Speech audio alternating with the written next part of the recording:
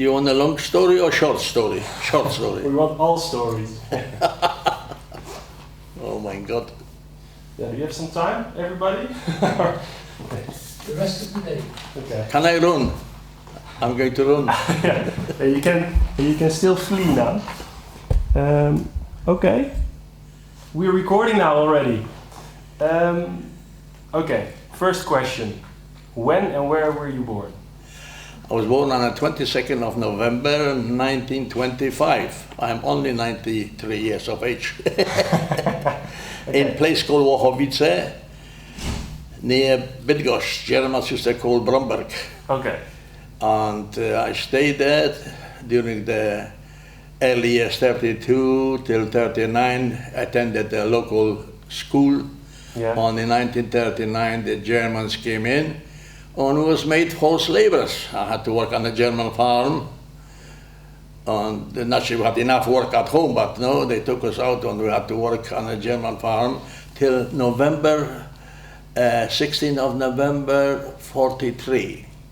On where we lived, they said that part of Poland belonged to Germany, that's what they said. And they made us join the German army. 27th of November 43, I was forced to join the German army. They sent us down to Göttingen in Germany and Harz mountains, trained us in the snow 3 feet deep, and we was thinking they was going to send us on the Russian front. But when we trained, in the end, they marched us down to the railway station in Göttingen, and we still didn't know where we was going. And next morning, we woke up in Koblenz. Well, that was the wrong direction for the Russian front, didn't they? They sent us as an German occupation force of France. And I was in France, I was stationed there near Dunkirk, Calais area. For a while, I was the security for the German HQ in Lille. And then we had the D-Day on the 6th of June, 44. And you were then in France as well? I was in France there, and we was getting the hell was coming from the sky, because you had the American, you had the British, you had the Canadians there, and they had the Armada at sea. There was hell coming from thingy, but naturally there was five of us Poles in the German uniforms planning to get away. But it wasn't easy. You had to find yourself easy way to get across. Sometimes the English was against the English there. They drove very slow, we could jump on it, but they would shoot you. You say, German, they would shoot you, so you couldn't do it. You had to find another way. And how did you do it then? The weather was very hot. We started looking for water, no water, nothing there. And it was towards August, extremely hot. So we decided, me and my friend, the friend from Poland was with me, and we said, well, we're going to find some water. They let us out, naturally the observer, the master saw us. We got away something about 250 yards from our dugout, from our hole, and we had a battery of 4 guns firing at us. A little bit too far, but not far. It's wrong in our ears for another 3 weeks after that.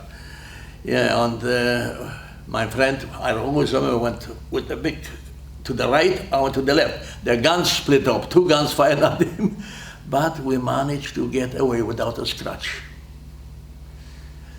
Yes, we was in, what you call it, it was like a dip, something about 2 meters deep, 2 meters wide. You could drive a horse on cart in there, and that was very, very nice position for all the fires to go over the top.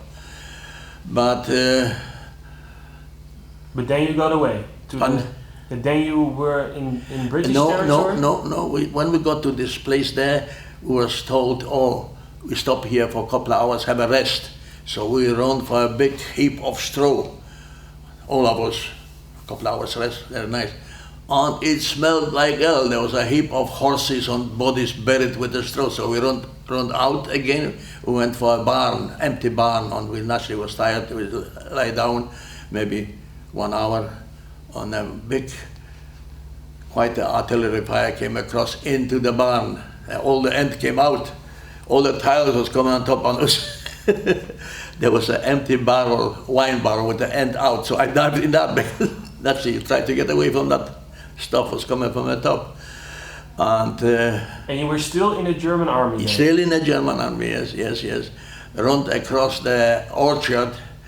All the apples was the fire. The apples were still green, but they was coming off the tree. And when you run and lie down, you couldn't stop yourself. You was rolling on those apples. And there was like a bunker in the orchard. I could see. I didn't have time to go. There was steps down, but I just dive in there. When I got there, it was a German HQ. There was a German command where they said, "Sind Sie verwundet?" And ich was a very low voice, "Nein." Then raus! Didn't want to go there, got to go there, yeah. In the end, I found the rest of our lads there. Yes. Yes.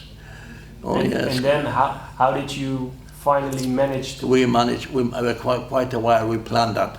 And we didn't want to fight for the Germans. We wanted to fight for free Poland, not for the Germans. Even in France, there was an occasion once we had training there, and there was quite a few of us. Also, there were some French people from the border there. And when we spoke Polish, they said, right, fall in.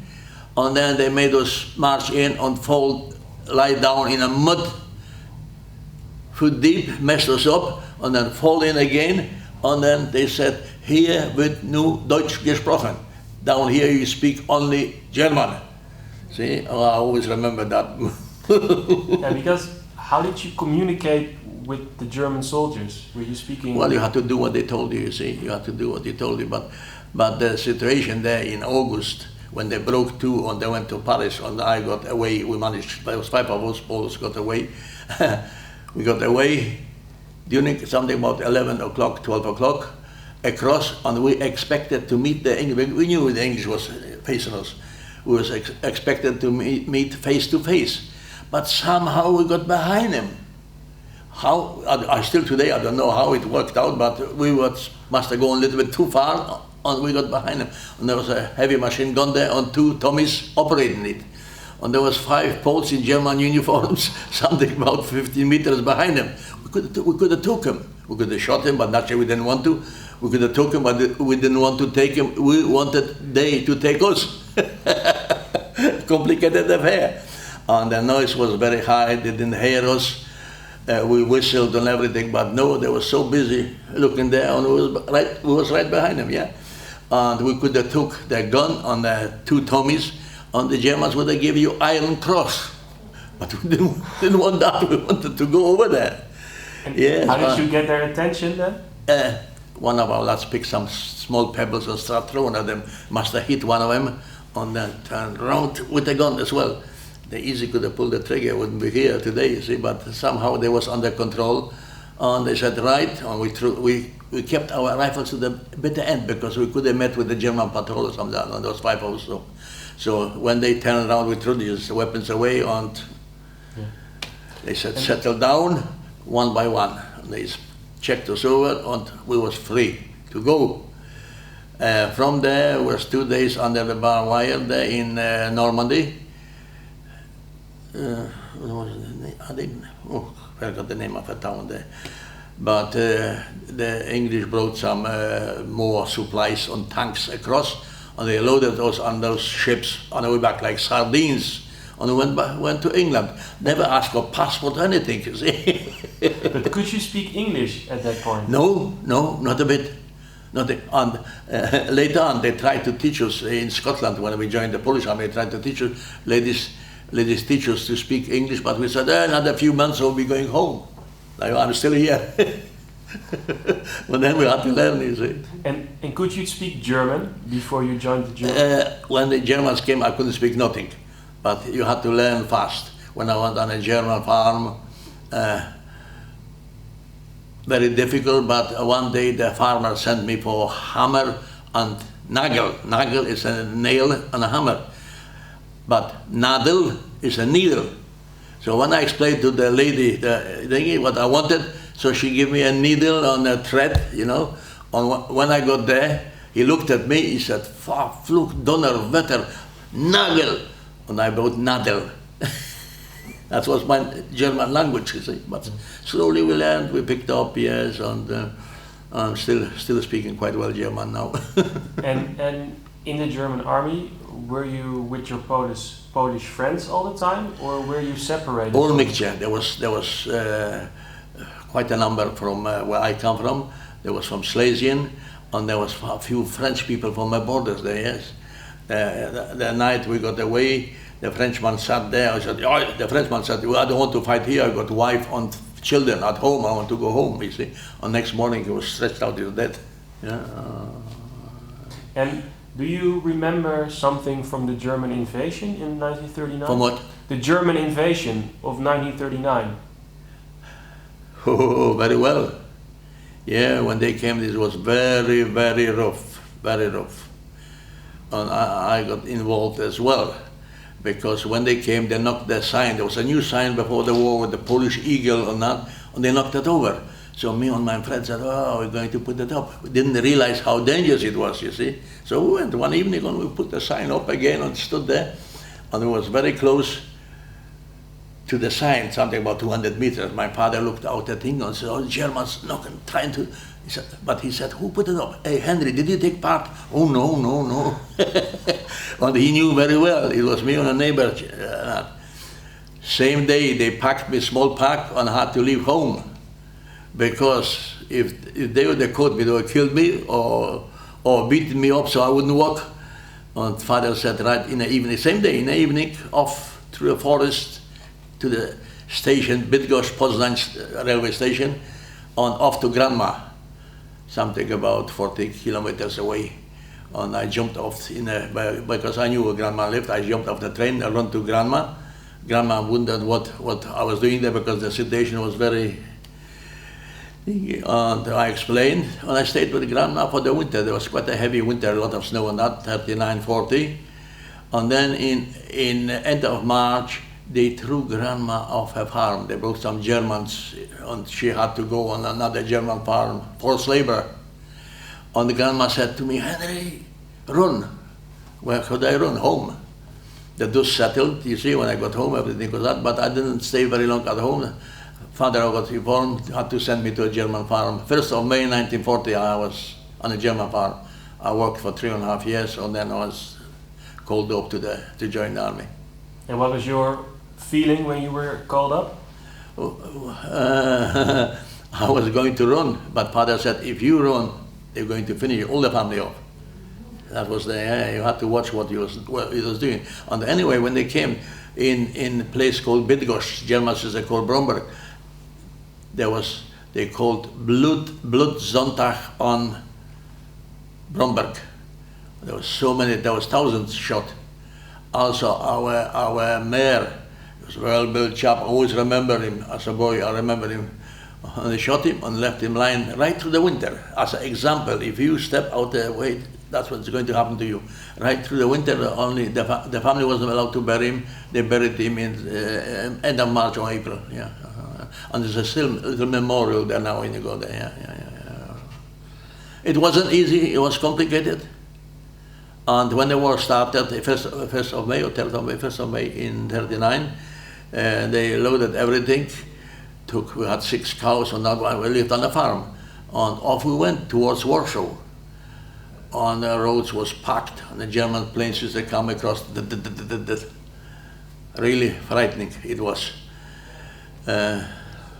We saw all the bits and pieces on the way back, because eventually the Germans overtook us, and we had to go back home. But when we left, they opened. We had pigs and chickens and goose and everything. They just opened, let them go in the field. And when we came, the house was empty. There was nothing there. So you had to start up everything again? Start up again, yes, but it wasn't easy, because the farm was taken over by Germans. Father was there, yes, but he wasn't allowed to do what he wanted. They used to call him, there was a German Treuhändler or something like that, they called him. And he was the chap who used to say what he could sell or buy or whatever, supervisor. Yeah. But he stayed on his own farm right through the war, where Grandma was thrown off on. Yeah. And did you, when you were forced to work on another farm, Did you stay in touch with your father? Do you Yes, write letters? I did. Yeah. With my elder sister was picked up, and we didn't know what she paid. They took her to Germany, hard labor, and the youngest one was 12 years old, and she had to report to a local farmer, and she did that. Man, they beat her up, and she ran away. But then again, they found her. I had to go back. Yeah. And the farm where you were working on, did you know the people who were? Yes, not very well, but I knew them quite well, and it wasn't too bad because the farmer had to join the German army, and I was there with the landlady. More or less, I could do what I wanted. As a farmer, proper German farmer, till November '43. Yeah, it wasn't too bad. Main thing was we had enough to eat on that day. Yeah. And did you bring food to your own family then, or was it too far away to visit? No, we didn't. No, well, my father's family lived on a farm, so they had their own food there. So there was no need for me to take food over there. Okay. And then you needed to join the German army. Yeah. And what do you remember of the training? Was it harsh? Was it difficult? Very, very hard. Germans they trained very well. Yeah, they took us. I came from home down to Göttingen, I don't know what they call it, near Kassel, and we trained us in the hard mountains, in snow, 3 feet or more deep, and we were sure it was going for the Russian front. And if it would happen, the Russian front, I wouldn't be here today. But to the last minute, we didn't know nothing about where we was going. All hush hush. And when they marched us to the Göttingen's railway station with a band playing, and still didn't know where we was going. And the next morning, Koblenz, wrong direction for Russian front. And we laughed, we sang. Yeah. And the unit you were in? Pardon? The unit you were in, was that pretty? Was it filled with people from other countries or also Germans? I think that there was no more Germans left. They all finished in Stalingrad, or those who stayed alive, they was off to Siberia. My wife went through Siberia. Yeah. Yes. It was difficult. It wasn't easy. It's easy enough to talk about it now, but. And what do you think about or thought about Germany? What's that? What did you think about the country you were in? Was it a nice country? Were the people nice? Well, Göttingen was a town where first we wasn't allowed to go out for 6 weeks. We had to stay in on train, and then when we were trained on, we knew how to salute. It was allowed out. You see, you had to sign out, book out, and then you had to book in. I think 10 o'clock you had to be back again. You see, so I didn't know much about Göttingen or anything. You see, we did what we had to do, what they told us to do. And then you were in France. And after that, from there, went to France, yes. Do you know in which place in France you were? Pardon? Do you know the place in France where you were? Place, yes, it was between, well, we stayed in a forest between Dunkirk and Calais. Wibberkane, I don't know, I think it was probably in German, they pronounced Wibberkane, it was a village. And even we used to work on a farm there. The Germans tried to be good to the French, and they sent us on a farm to give them hand.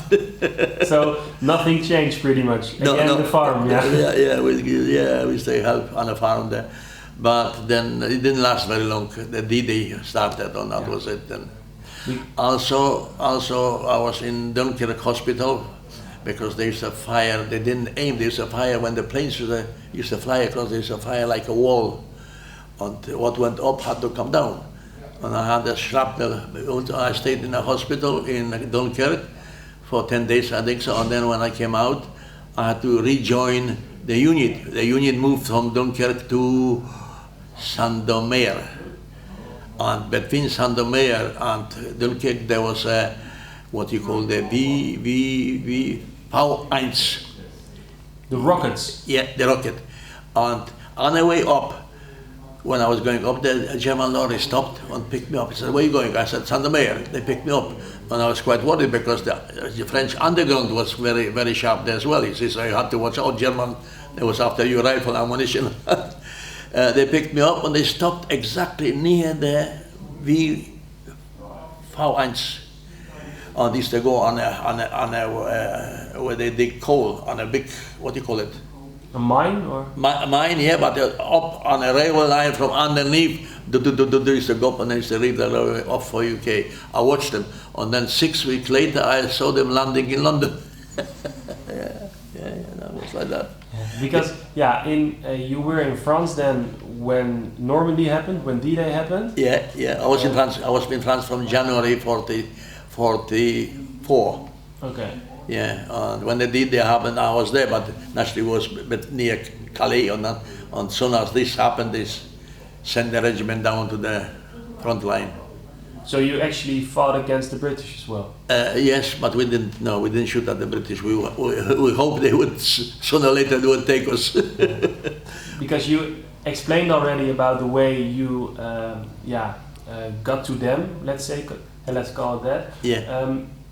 Weren't you afraid that they would not trust you in a way?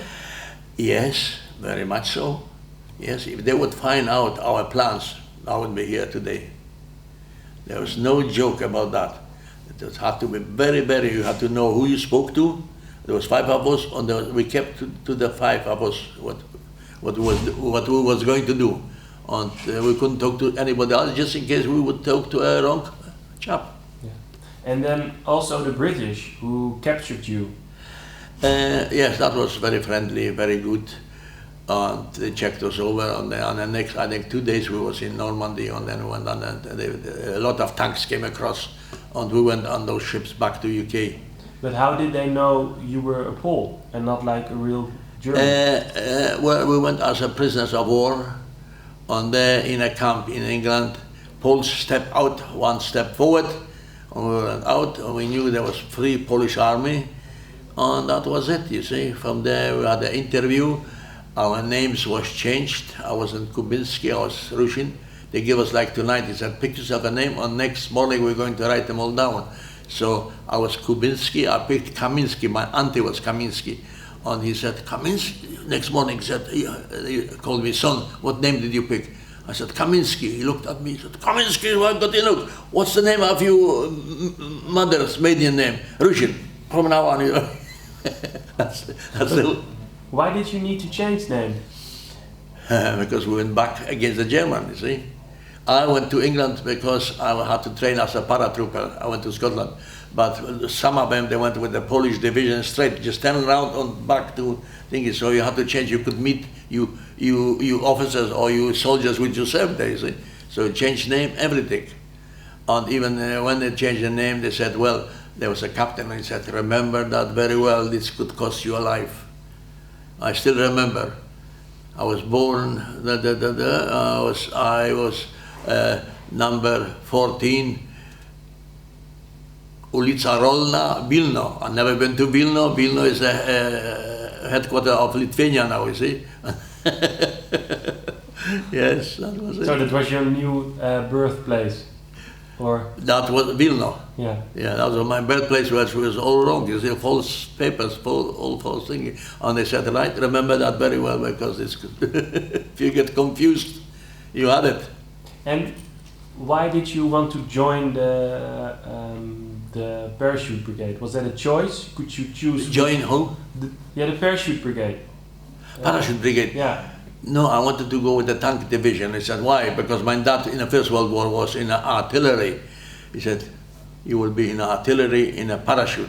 They never no choice. Young, all the young ones had to go for that. You didn't choose what you wanted to do. That's now you do. You tell them what you want to do. You couldn't not in those days.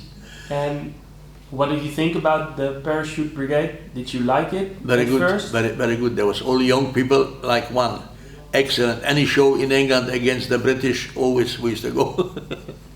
Because the old man was out of step a little bit sometimes, you see. So always the parachute brigade used to take part in demonstrations and that. But did you like the idea of jumping out of an aeroplane? I was in artillery and we used gliders. They didn't have time to train us all, so gliders. But that's also quite scary, right? Yeah, the Horsa glider was all made of plywood and was squeaking on. And the American ones, the smaller one, the Horsa was all right. You said take a jeep and a gun.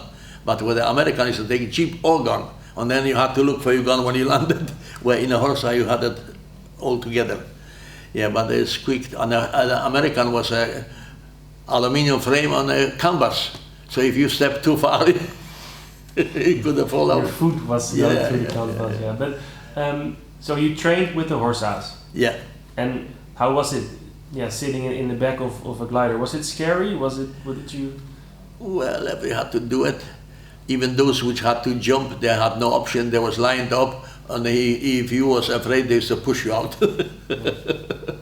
Okay, so you were trained in England then, Yeah. but then why didn't you go to drill or participate in To one? drill because they took the 1 battalion, 2, 3 battalions, all the signals, and it was heavy. It was 10 guns. Now 2 batteries. Each battery had 4 guns, 4 jeeps. Each gun had a jeep with ammunition on that. It was too heavy, and they didn't have enough planes to give us. We should have gone. Advance party went. Advance party went to pick spots for us where we would land, where we would put our guns in. But by the time the transport came for us, Market Garden was sinking, and we said, thank God for that. back to barracks. Yeah. And then we came back in 1945 in May to a place called, oh, I forgot the name of it. Was it in Germany or in the Netherlands? Just over the border in Germany. Where?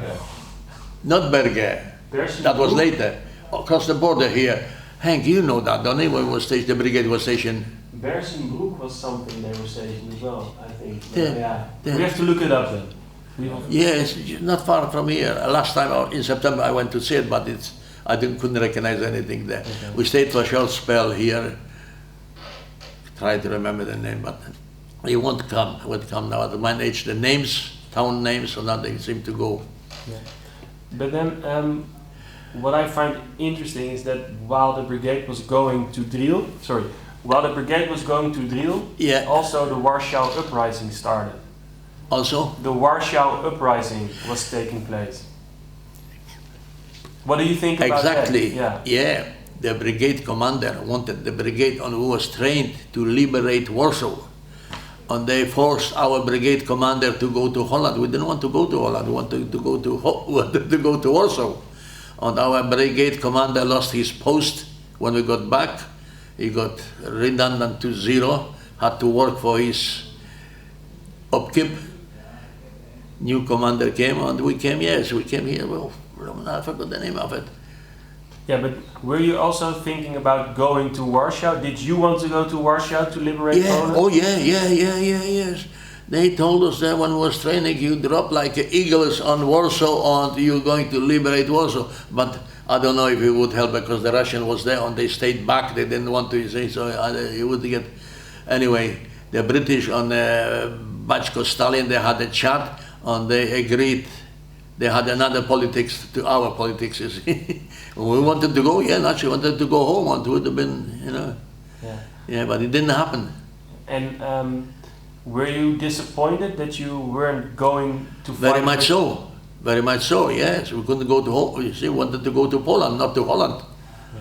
And in the end, you didn't go to Holland neither. No. In the end, I didn't go to Holland either. No. And were you disappointed about that you didn't go to Holland? And well, when our advance party came back, we was quite happy. We stayed there. They was all scattered, and some of them was wounded, and then. Yeah. And then in May '45, yes, we came across down here, and then later on they sent us into Germany. Well, they sent many troops as possible to occupy, because naturally they didn't want Germany to go up again. You see, so every day, any troops they had, they sent them to Germany. And later on, we were sent down to a place called, our HQ was in Bersenbrück, around Osnabrück area.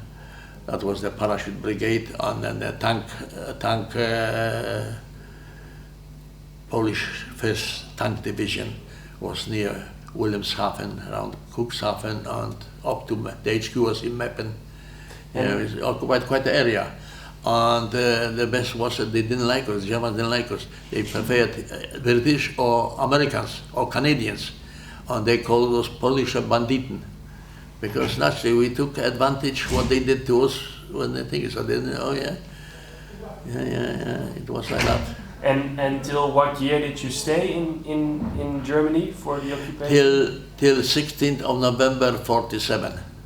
And then they disbanded the Polish army, and slowly I stayed for longer because I think they started going back in April, May 47.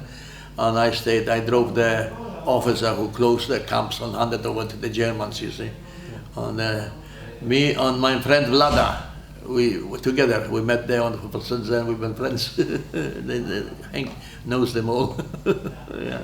And then the brigade went back to England, to Great Britain? Back to England, yes, in the end we joined them, and in, I think in April 48 was disbanded completely. And what did you do then? Oh, they allocated us to another. When we got back to England, Churchill promised us those which served under British command during the war could join the British Army. And they give us 2 years. From 16th of November 47, we went completely under British command. New army number, and finished with the Polish army. They didn't exist anymore. And they paid for all we could take up a new trade. We could have gone back to school or something like that. Also, you could join the British Army. You see? No home, no dad, no mom. Hand went up 1 week and was in the British Army. So you became British soldier, yeah. And then also like a British national, or? No, for quite a while I had to ask special paper when I was in Hong Kong. On the way back, I wanted to go to Belgium because I had an uncle in Liège. So I had to go to the Belgium embassy and got special papers. But I became, when I was in Hong Kong, I became British national, 1956, I think it was. Well, but that took some time, yeah. It took some time, yeah. It's very I was long outsider, time. nobody knew, didn't have no passport, but I used to go all over. I used to go to Japan, I was in Japan, I was in Korea, I was in Hong Kong. all with the With the British Army, yeah. Okay. As a British soldier. And then there was also this moment when the Poles were asked to go back to Poland, right, after the war. Quite correct. But there were so many of our people in the Polish army, Free Polish Army in England, which went through Siberia, 1939. Most of the Polish army, prisoners of war, everything went to Siberia. And they knew the luxury of Siberia. And I wasn't in Siberia, but we knew. They explained to us. So nobody wanted to go. There were a few of them went back, but not many. And Mr. Babin, they gave us a letter, your country is free, you can go home. And they wanted to get rid of us, you see. And we said, you go, and we stay here. Because we knew all about the communist system. Very much so, yes. Especially those people who went through Siberia, I see. And did you have the feeling after the war that they were disappointed in the Poles in any way or something?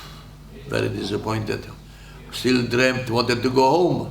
There's no place like home. You want to go back to your roots. But in England, when I was there was Americans, there was Canadians, there was Netherlanders, there was Dutch and all the things. They all went home. They was packing up and going home, except us. We went as an occupation force into Germany. And then the brigade was also somehow blamed for the whole failure of Market Garden, right? There That's are letters right. of Montgomery. Yes, Montgomery, yes. What do you think about that, and how was he I think it's partly, I reckon Montgomery, and there was another one, General Browning. Yes, I think they had to. Our boss told him it will be a failure or something like that. It's those people they shouldn't go there or something like that. So naturally they got a loggerheads and didn't agree on it, and then it happened. It fell through, you see, and then they found out they had to find a scapegoat, somebody to take the blame for it, and it was our boss, our brigade commander. tried to blame him. Ah, you didn't fight well, because if you would fight, and was backing up the British to try to give him a route to escape. You see, to get him out. Yeah. It turned out very badly, and it was in the brigade. He was very, very angry about it.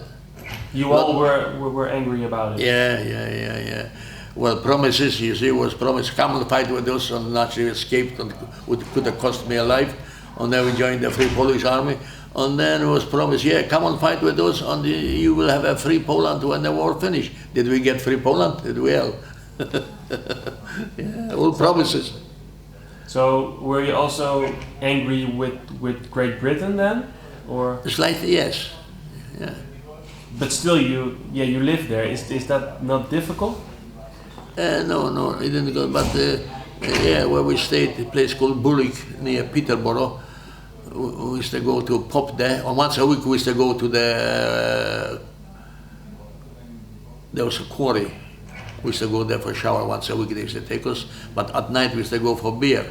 And there was a lot of hammer and sickle flags in that bar. Plenty of them. There was plenty of communists in Britain at that time, you see, during the war. So we cleaned it up. We ripped them all up, broke them up. And they said, what a horrible lot came here. Our friends, Russia, look what they're doing. And this was the people who went through Siberia. You see, they couldn't, they just cleaned the lot up. All the flags got ripped up. And going back to 1939 and 1940, yeah, when Poland was attacked, did you know anything about what happened in eastern Poland when the Soviets came in? Did you? Not personally, no. Not till later on we learned about that. But at the same time, no, they came 2 weeks later, I think 17th or something. 2 weeks later they invaded Poland. No, they said they came to help us out because the Germans invaded them. But the Russians was worse than the Germans. Yeah. And then at that point, what did you think about Germany? Did you notice anything was going on, or was the whole invasion a surprise to you? Didn't bother, just the local news. It wasn't like nowadays. You got when the news goes all over the world. It was completely different. They kept us a little bit in the dark in those days. But I always remember the German news when they came. Oh, especially when they invaded Russia. Oh, Adolf Hitler they jump up and down. I didn't see him when he had to run. I would like to see him. The German farmer told me, 1918, Poland was under dismantled for under 20 odd years, and they was coming back again. And the farmer told me, they was running around wie scheißrige Hunde. And I would like to see when they was running. Exactly. You know what it means, scheißrige Hunde? Yeah, you know in Dutch. Yeah, that's what he told me. And I wasn't there when he was running. Yeah. And then your idea about the Russians, did you have an idea about them? I didn't have much idea, but I married into a family which went, the whole family went, because they lived on the Russian border. And they went all through Siberia. We knew all about my wife, she was 9 years old, and by the stories it was, now I got over it, but one time when I started to talk about it, I used to cry. I can imagine, it's horrible. And so you in the German army you went to Germany, and then in the German army you went to France. That's as occupation, German occupation force of France. No, And what did you think of France? Was it a nice country? Very nice. I enjoyed it very much. I even made contact on a French farm, Polonais. My language was very poor, but they understood Polonais. And even when we had a machine gun in an orchard, all covered in, you couldn't see it. The French woman used to bring me a dinner. She knew who was on there, and she used to bring me a dinner with meat and everything. And I used to write to my uncle in Liège. I couldn't write to the German post. I used to give to her, and she used to post. Yeah, we had a good contact. But it didn't last very long because naturally they moved us, and that was the idea, to keep moving so we wouldn't get to know the locals. Yeah, too close to the locals. That's right, yeah. And then going to Great Britain, how did you experience that? Very happy, yes, very good. we was given 2 weeks to get us on our feet, to feed us up, and then we started training after 2 weeks over there in Scotland. First hour in the morning, all running, exercise, PT. On first hour in the afternoon, yes, so all go, because in Germany we didn't do that much. We didn't have time in the field, you know, with the front line. Yeah. But it was all training. But it didn't last long because they put us on a standby for this thingy. But we didn't, in the end, we didn't go, you see. And naturally we carried on training. And then in 8th of May, I think, when the war finished, the whole brigade went across to Germany. Well, all spare troops just tried to keep the Germans down, yeah. you see. Yeah. And then within the Polish brigade, you were some sort of an outsider. You were brought in later, but also... do you understand what I'm saying? No. Okay. In the Polish brigade, Yeah. you were you an outsider? No, I was quite happy all, yes. But did they trust you because you fought for the Germans? There was a little bit now and again, blooming German, you see. But when it came to show off the brigade, it was all those which served in the German, because they was all well trained. On those which came to Siberia, they couldn't march, because they used us. But there was no distrust. No, there was distrust. No, I wouldn't say so. Maybe a little bit on the odd thing, yes. But no, I didn't feel anything. I was very happy there. Yeah, did you like the brigade?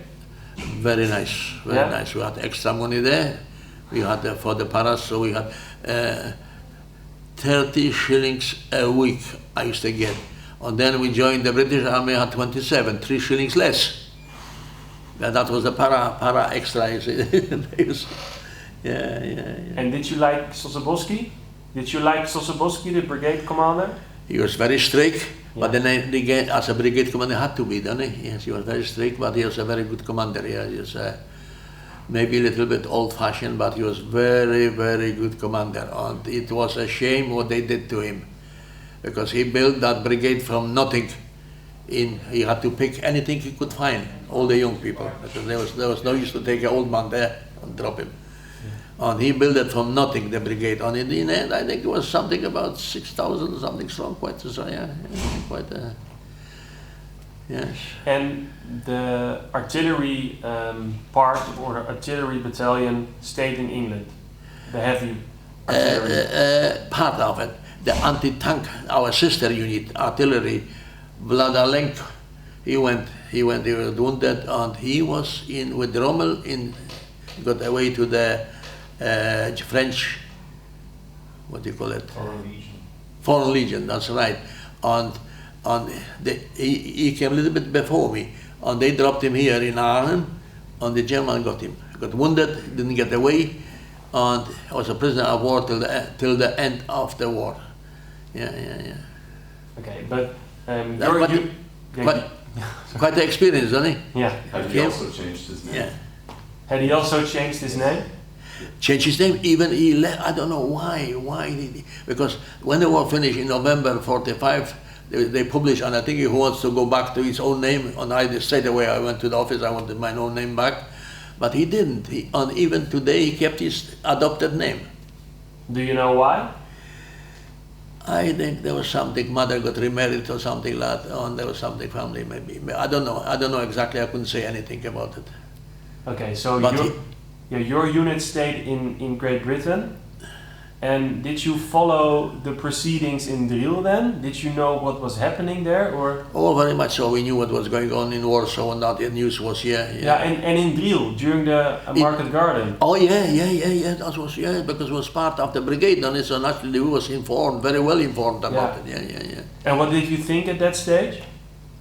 What did we think? Yeah. Did well, you think we laughed? We didn't need to go. Yeah, but did you think send us in? We want to help, or did you think we are? Yes, we wanted to go. We was ready to go. Wanted to go. Yeah.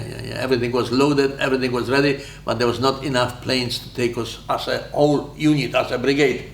They went in drip and drops.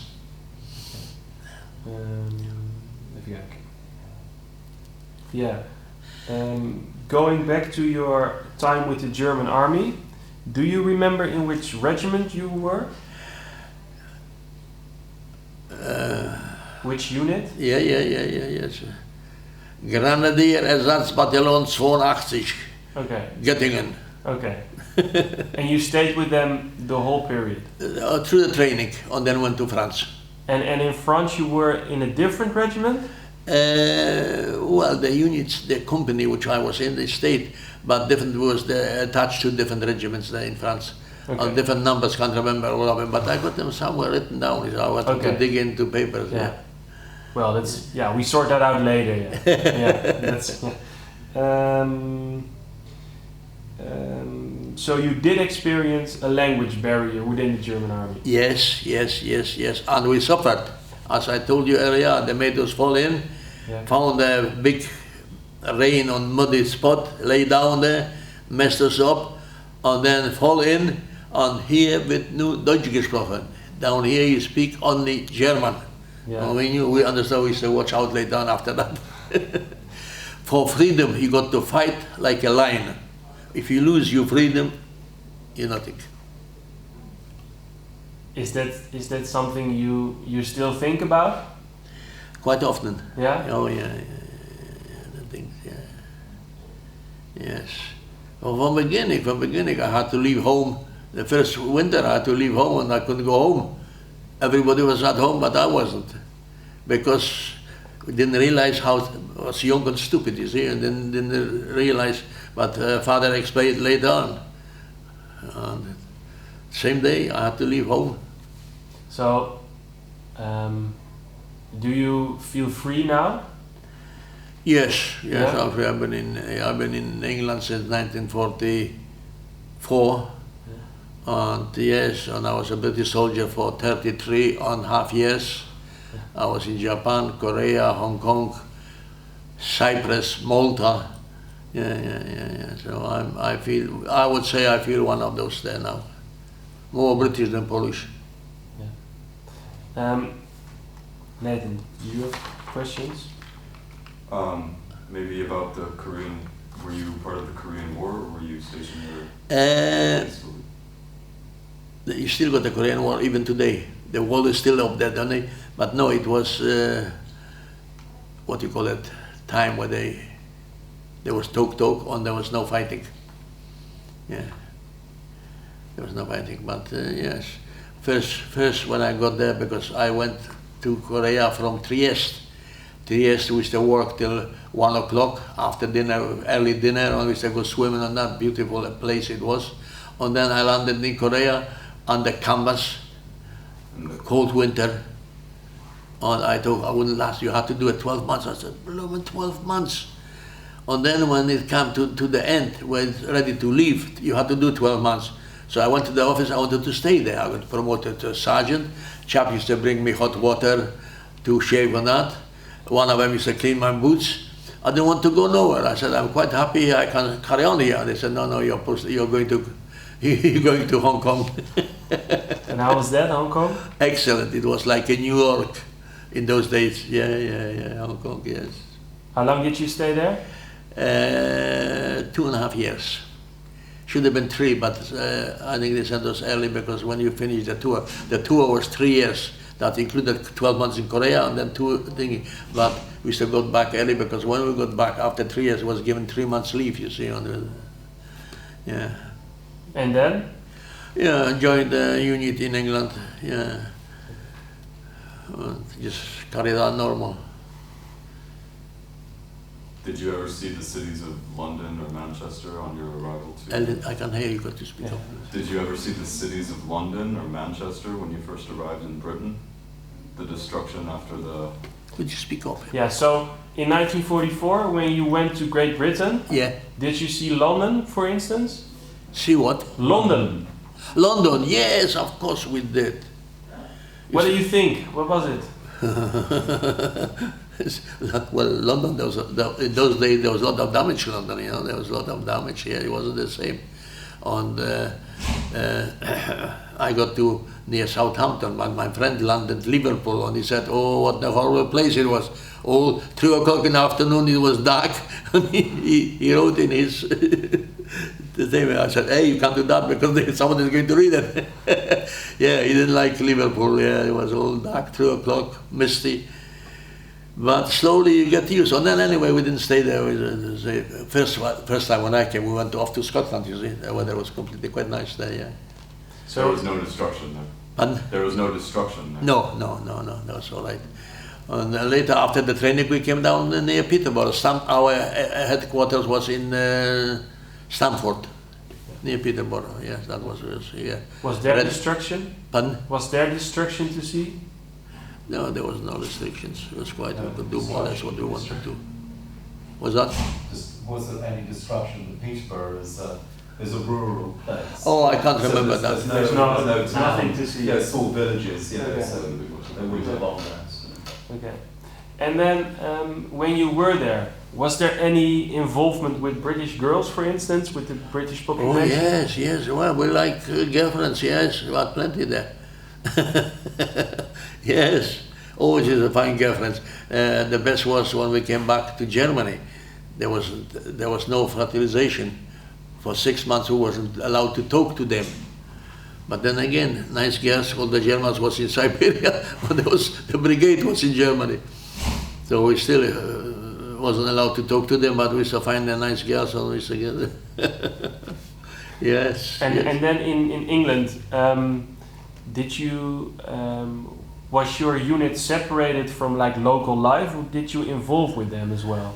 Did you go to the bakery in the city, or did you have your own food supply within the army? Well, we more stayed in a camp, but naturally we used to go in the evening, we used to go out, enjoy yourself down to the clubs and beer and that, yeah, we could do it more or less. After training you could go wherever you wanted to, but you had to be there in the morning for the first parade for 8 o'clock. And were there also like Polish girls from the Air Force, for instance? Very few, but there were. But then again, there was quite a number of RAF and nice girls, but they was looking what you had on here, and the very poor soldier didn't have anything on there. No? They were really getting their targets out. There was, officer madrassen. yeah. There was quite a number, yes. There was all young, and even there was a Polish company, transport company, all young girls driving lorries. Yeah. And did you visit them, or? On occasions, yes, but they never chance. You see, there was many of them there. You had to be nice looking, excellent, and you had to have something there. You had to be officer type, otherwise you had no chance. But later on, when the borders opened, and then it was different. There's quite a number of them came across later on. Yeah. But during the war, there was. And then, after the war, you were in Great Britain, but then the Cold War started. Very short time. I was in Britain from November 47 till 1950. 1950, we were already in the British Army, sent to Trieste, Italy. Yeah. And Trieste was a beautiful spot, nice. Even now, I went to see our barracks there. But then the Cold War started. The Cold War started, and yes. the rest of your family was still in Poland. My family was in Poland. It was a dream. Would like to go, but couldn't go. I was not allowed. And Trieste, we even was given a medal because Tito wanted to take over Trieste. And Churchill said, the Iron Curtain has fallen from the Adriatic coast to the Baltic coast. And we got a medal for it because it was there, and we kept Tito out. We kept the communists out there. British and Yanks, quite a number of American troops in there. But did you ever try to visit your family? Or was it just not possible? There was no chance. There was no chance. That was just a dream. I said, oh, it's a dream. At night, I was there. And somebody was chasing me, and then I woke up, oh, thank God I'm... But did you write letters? We wrote letters, but the letters we had back usually was blackened out. They used to read the letters. You couldn't say what you wanted to. Or if there's something they didn't like, they cut it out, or they just completely blacked it out. You say, yeah, with that. And then when I was in Korea, my family wrote to my friend in England, and then he went to the army post much quicker to Korea. On the same, I had to write to England to my friend, and he said, post it on. That's the way it was. So did you ever see your father again, or your mother? Or? No. We hoped to, but it didn't happen. First time I went back to home, to Poland, after 43 years exactly. It was 1943 I left, and then 40 years later, 83, I went first time, and the communist still was there. Still, we had a visitor around our car all the time. He was there for 10 days or something like that, and there was a policeman behind our van all the time. They said to protect us. That's what that's what they told us, a lot of rubbish, you see. Yeah. And how was it to see Poland again? Was it emotional? Very, very emotional. People I met, and most of them was dead. Anyway, after 40 years, the village I lived in, all the neighbors, there odd 2 or 3 of them still around, but very few. And all where I lived, there was half and half. There was half Germans, half Poles, because we lived near. There were Germans. They said that was their land, but it wasn't. It was ours. And when the German left, they kicked them out there. So they brought some different families from the Russian side there. Actually, we didn't know them. The village was completely different. It wasn't the same place which I knew. Well, that's difficult. Very difficult. Yeah. Did you ever go back since, or? Oh, I go every year now. Every year I go. I got a sister there. She's 90 years old, and I just been now. I just coming from Poland now.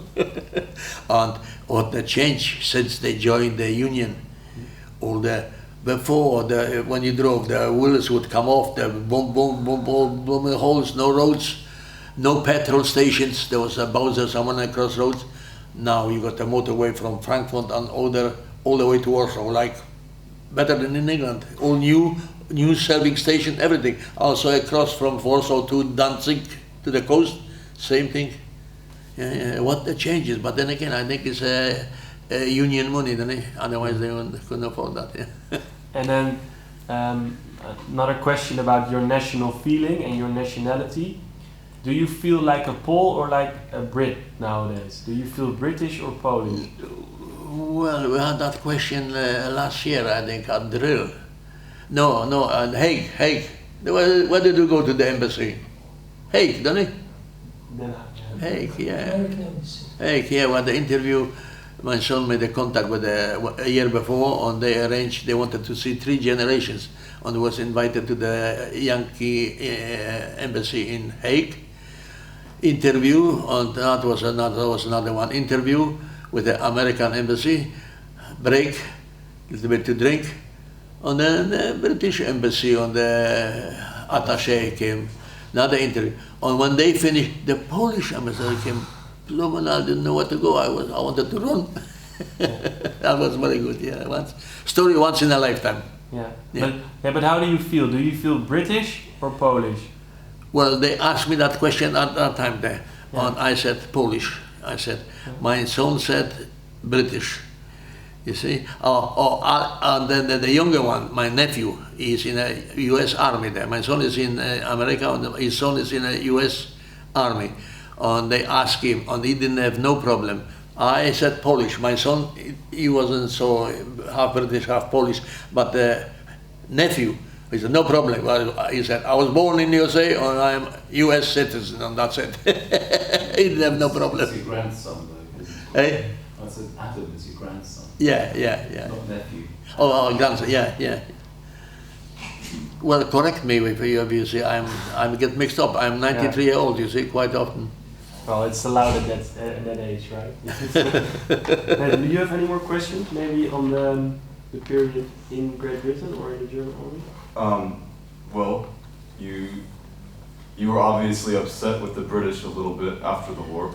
Due to their politics. Yeah, we were. But then again, Was there the same kind of upset towards the Americans or towards the other Allied? no, we didn't have no. Americans maybe as well, because they was involved. They signed the system there. Then they was involved more than the British, I think so.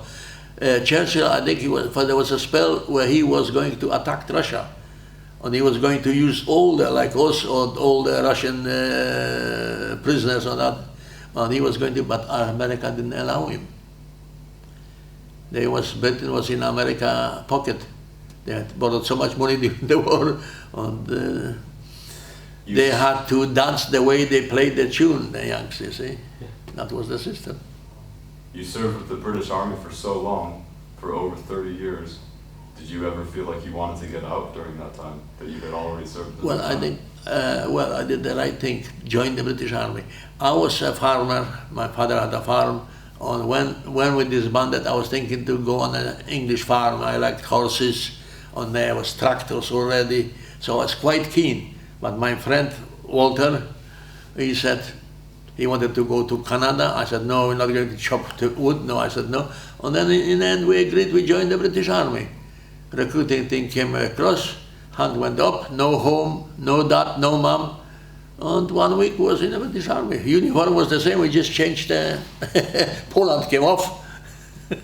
Yes, and it didn't take us long, we would finish off in Trieste, which was another nice station.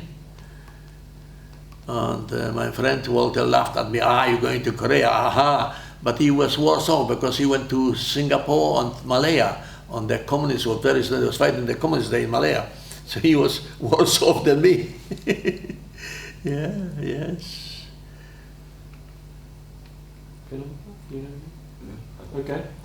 Do you want to tell anything more? What we missed out in the interview? What we need to know? No, I think I told you a lot now. Oh, that I could say like a prayer here. I could stay here for 3 weeks. I could talk about it. Yeah. It's a life story, you see. Yeah, Yeah. It's your life story. It's life story. Yeah. Yes, he was. Oh, yes, it wasn't so easy when we were 39 when he came back on our farm. The Germans. Yeah. It was very difficult. Yes, I was 14 years old and I didn't realize how serious it was. Yeah. And then later on, when the dog barked at the thing in my heart, used to go, hell, used to go. Yeah. Yeah.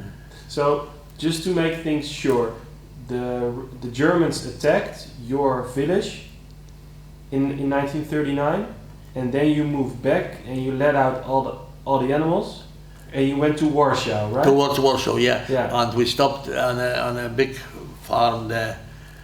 Majątek, Mark, what do you call it, Majątek? Well, it's farmstead. Okay.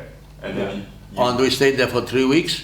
The Germans overtook us, Yeah. and we had to go back. And to go back to your own farm. Own farm, yes. And that's when the Polish plaque.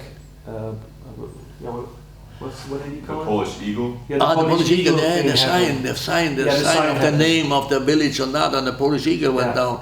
So that happened when you came back after the invasion. When we came back, that was Yeah. down. So me and my friend, we said, no, we're not going to have that. We're going to put it back up, and not realizing how serious it was. Yeah. And then you had to flee to your grandmother. The same day, they packed me small pack off to my grandmother. I stayed with the grandmother till end of March. Yeah. And then the grandmother farm got taken over by the German family. And the grandmother had to go work forced labor on another German farm. Yeah. And do you remember when you got back from how do we need to explain? When did you came back to your own farm in the invasion time? When we came back, when we escaped, well, 3 weeks, 1 month later, we was back. Okay, yeah. 39, we went off, and then a month later we came back and just worked as normal, and then they put a supervisor. Have you got a toilet here? Sure, it's there. You have to switch off a No, bit. yeah. Because I- old men, nature calls, they got to go. Yeah. Oh, I Is the see. microphone, I just take it off. Wow. How would you run it? Do you need a hand? Oh, there we go. Come on, yeah. Thank you. Ben je over ruimte maken? There we go. Thank you. Oh, that's nice. Couldn't be better. Nee, ik zet hem even uit. Ja, ik zit even te denken.